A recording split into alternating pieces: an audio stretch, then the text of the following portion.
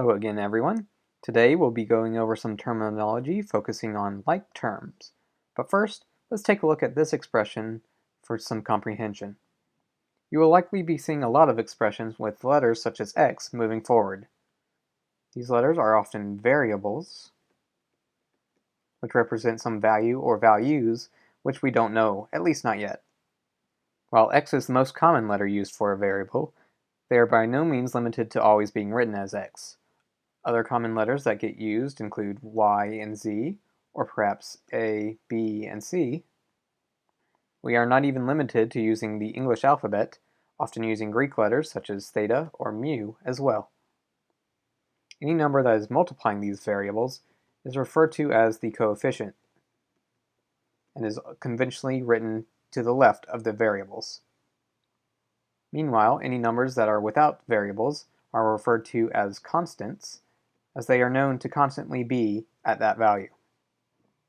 Math terms can be made up of any combination of numbers and variables, and it's important to know when we can combine them.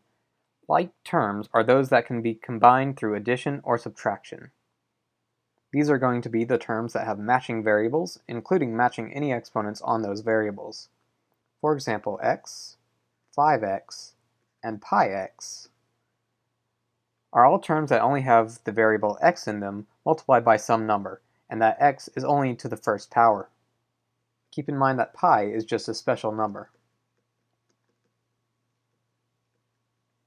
Another set of like terms would be x squared times y divided by 3, 1.7 times x squared y, and 3yx squared.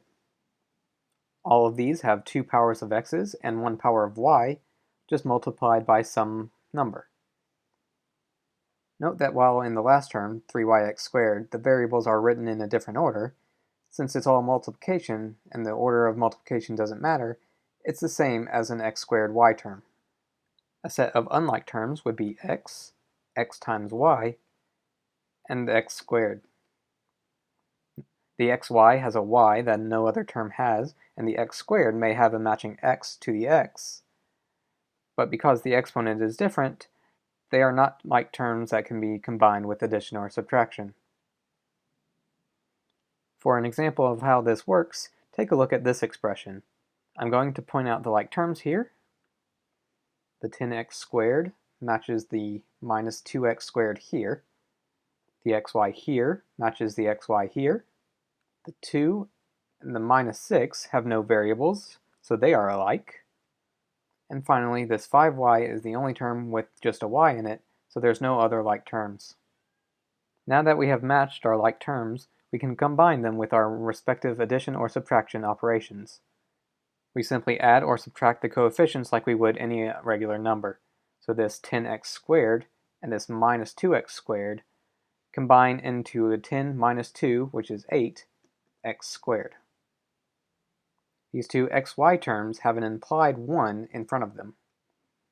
So combining them is going to be like 1 plus 1, which gives a 2xy.